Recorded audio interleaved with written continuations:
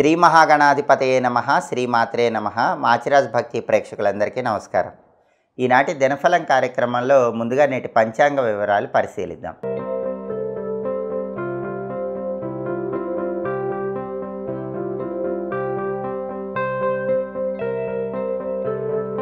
June 15 ఆదివారం దినఫలాన్ని పరిశీలిస్తే చవితి తిథి మధ్యాహ్నం 3 గంటల 48 నిమిషాల వరకు ఉంది. ఆ తర్వాత పంచమి తిథి వచ్చింది.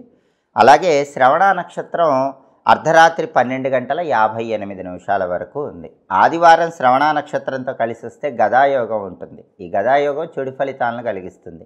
అంటే 12 రాశుల వాళ్ళు ముఖ్యమైన పని మీద బయటకు వెళ్ళినా, ముఖ్యమైన ప్రయాణం చేసినా గదాయోగం వల్ల చెడు ఫలితాలు ఎక్కువగా వచ్చే సూచనలు ఉన్నాయి. అలా జరగకుండా ఉండాలంటే ఒక తమలపాకు మడిచి దగ్గర పెట్టుకొని ఇంకొక తమలపాకు నోట్లో వేసుకొని నవ్వులుతూ వెళ్ళండి. పని నుంచి తిరిగి వచ్చాక మీ దగ్గర ఉన్న తమలపాకు ఎక్కడైనా చెట్టు మొదట్లో వేయండి. ఈ తమలపాకు పరిహారం చేసుకొని వెళితే గదాయోగం ఉన్నప్పటికీ చెడు ఫలితాలు ఉండవు, ప్రయాణాలు విజయవంతం అవుతాయి, కార్యసిద్ధి ఏర్పడుతుంది. అలాగే రాశి చక్రం చాట్లో గ్రహాల స్టేటస్ తీసుకుంటే ఆదివారానికి అధిపతి అయిన సూర్యుడు వృషభ రాశిలో, శుక్రుడి ఇంట్లో, శత్రువు ఇంట్లో ఉన్నాడు. కాబట్టి ప్రమోషన్ల కోసం పై అధికారుల ఇళ్లకు వెళితే మాత్రం చాలా జాగ్రత్తగా మాట్లాడాలి, లేకపోతే లేనిపోని సమస్యలు వస్తాయి. రాజకీయాల్లో కానీ, వ్యవసాయ రంగంలో కానీ ఆలోచించి నిర్ణయాలు తీసుకోవాలి. తండ్రి వైపు బంధువులతో మాట్లాడేటప్పుడు కూడా జాగ్రత్తగా మాట్లాడాలి, లేకపోతే వాళ్ళతో లేనిపోని గొడవలు అయ్యే సూచనలు 12 రాశుల వాళ్ళకి ఉన్నాయి.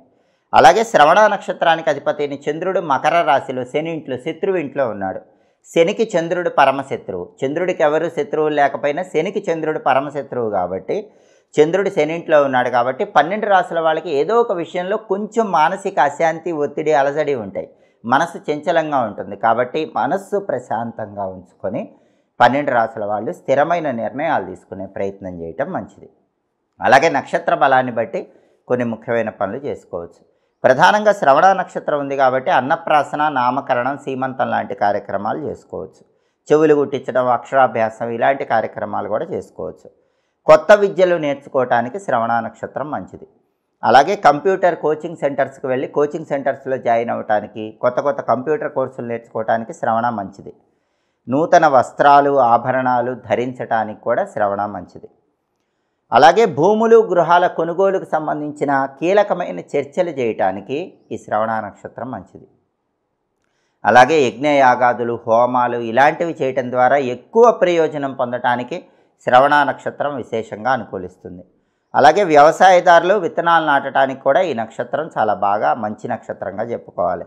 అనారోగ్యాలు ఉన్నవాళ్ళు ఆ అనారోగ్యాల నుంచి బయటపడటానికి చేసే ప్రత్యేకమైన స్నానాలకు కానీ, దానాలకు కానీ ఈ శ్రవణ నక్షత్రం చాలా మంచి నక్షత్రం. నక్షత్ర బలాన్ని బట్టి ఈ ముఖ్యమైన పనులన్నీ చేసుకోవచ్చు. అలాగే ఈనాటి దినఫలం కార్యక్రమంలో 12 రాశుల వాళ్ళ రాశి ఫలితాలు ఏ విధంగా ఉన్నాయో ఇప్పుడు మనం పరిశీలిద్దాం. ముందుగా మేషరాశి.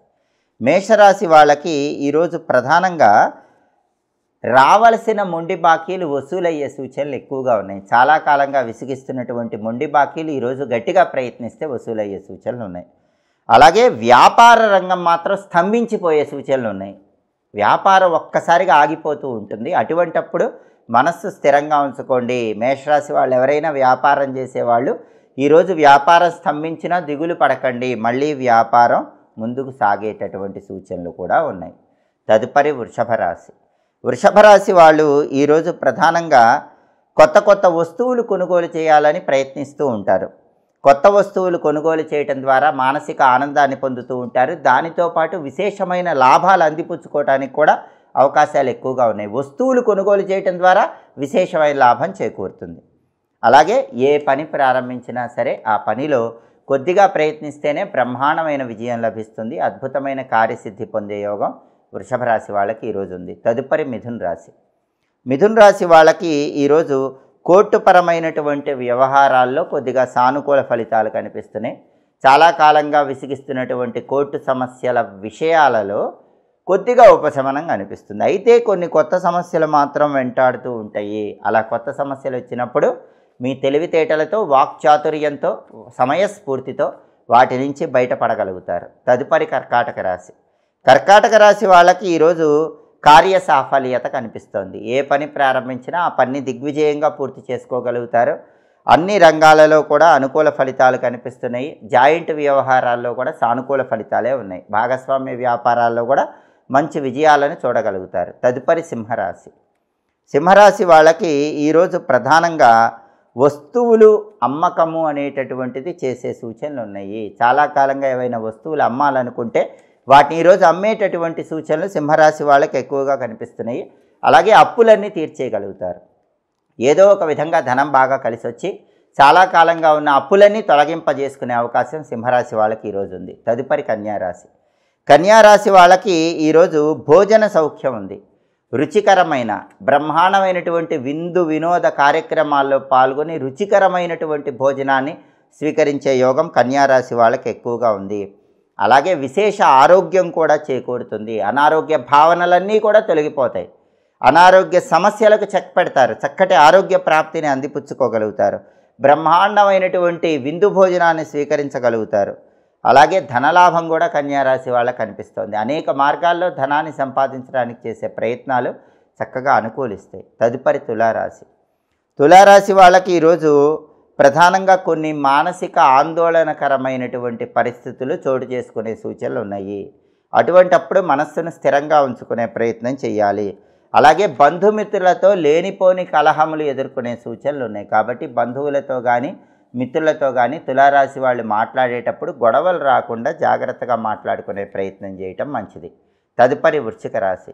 వృశ్చిక రాశి వాళ్ళకి ఈరోజు విశేషమైనటువంటి వస్తు లాభం కనిపిస్తోంది. కొత్త కొత్త వస్తువులు వృశ్చిక రాశి వాళ్ళు కొనుగోలు చేయగలుగుతారు. ఆ వస్తువులు కొనుగోలు చేయటం వల్ల ఉల్లాసంగా ఉత్సాహంగా కాలాన్ని గడపగలుగుతారు. ఆ వస్తువులు కొనుగోలు చేయటం వల్ల ప్రయోజనాలు కూడా చేకూరుతాయి.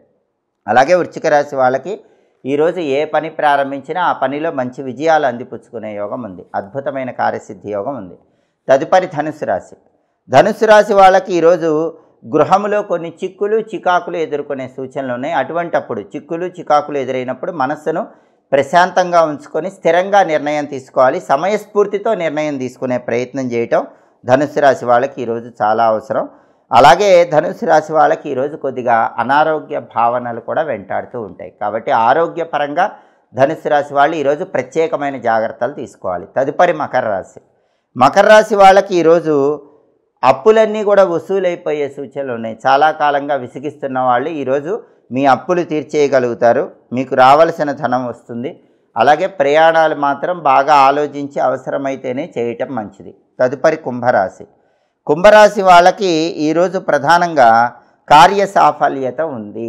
ఏ పని ప్రారంభించినా ఆ పని దిగ్విజయంగా పూర్తి చేయగలుగుతారు. అలాగే పార్ట్నర్షిప్ వ్యవహారాల్లో కూడా అనుకూలత ఉంది. భాగస్వామ్య వ్యాపారాల్లో కొత్త పెట్టుబడులు పెట్టి లాభం పొందే సూచనలు కుంభరాశి వాళ్ళకి ఎక్కువగా ఉన్నాయి. తదుపరి మీనరాశి. మీనరాశి వాళ్ళకి ఈరోజు ఆందోళనకరమైనటువంటి పరిస్థితులు ఎదురయ్యే సూచనలు ఉన్నాయి. కొన్ని వ్యవహారాల్లో కొన్ని ఆందోళనలు అనేవి మీనరాశి వాళ్ళకి కనిపిస్తూ ఉంటాయి. అటువంటప్పుడు మనస్సును ప్రశాంతంగా ఉంచుకునే ప్రయత్నం చేయాలి. అలాగే బంధుమిత్రులతో లేనిపోని గొడవలు అయ్యే సూచనలు ఉన్నాయి. కాబట్టి బంధువులతో కానీ మిత్రులతో కానీ మాట్లాడేటప్పుడు గొడవలు రాకుండా జాగ్రత్తగా మాట్లాడే ప్రయత్నం చేయటం మీనరాశి వాళ్ళకి అవసరం.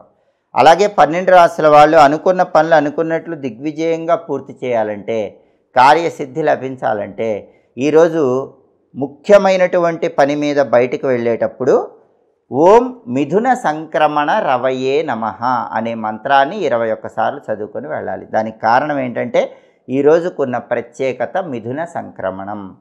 సూర్యుడు మిథున రాశిలోకి ప్రవేశిస్తున్నాడు. సూర్యుడు ఒక రాశిలో నుంచి ఇంకొక రాశిలోకి వెళితే దాన్ని సంక్రమణం లేదా సంక్రాంతి అంటారు. ఈరోజు సూర్యుడు మధ్యాహ్నం 1:36 మిథున రాశిలోకి వెళుతున్నాడు. మిథున సంక్రమణం జరుగుతోంది. అందువల్ల మిథున సంక్రమణం చేసే సూర్యుడి అనుగ్రహం ఉంటే ఈరోజు అద్భుతమైన కార్యసిద్ధి లభిస్తుంది. కాబట్టి 12 రాశుల వాళ్ళు ఓం మిథున సంక్రమణ రవయే నమః ఈ మంత్రం 21 సార్లు చదువుకోండి. వృత్తి ఉద్యోగ వ్యాపార రంగాల్లో విశేషంగా రాణించవచ్చు. అలాగే ఆదివారం కాబట్టి ఉదయం 6 నుంచి 7 మధ్యలో, మధ్యాహ్నం 1 నుంచి 2 మధ్యలో, రాత్రి 8 నుంచి 9 మధ్యలో రవిహోర ఉంటుంది. ఈ రవిహోర ఉన్న సమయంలో ప్రధానంగా రాజకీయపరమైన వ్యవహారాలు నిర్వహించుకుంటే మంచిది. బిజినెస్లో ఇంపార్టెంట్ ట్రాన్సాక్షన్ చేసుకుంటే మంచిది. కొత్త ఉద్యోగం కోసం చేసే ప్రయత్నాలకు కూడా రవిహోర చాలా మంచిది. లీడర్లను కలుసుకోవడానికి, వైద్యులను కలుసుకోవడానికి, వాళ్ళ సలహాలు సూచనలు స్వీకరించడానికి రవిహోర మంచిది. అడ్వెంచరస్ పనులు, సాహసోపేతమైన పనులు చేయడానికి కూడా రవిహోర మంచిది. కోర్టులో దావా వేయటానికి కూడా రవిహోర చాలా మంచిది. అదేవిధంగా రవిహోర ఉన్న సమయంలో అధికారులను కలుసుకోవటానికి చాలా మంచిది. చట్ట సంబంధమైనటువంటి వ్యవహారాలు నిర్వహించడానికి కూడా రవిహోర విశేషంగా అనుకూలిస్తుంది. హోరాకాలాన్ని బట్టి ఈ పనులు చేస్తే సమస్త శుభాలు చేకూరుతాయి.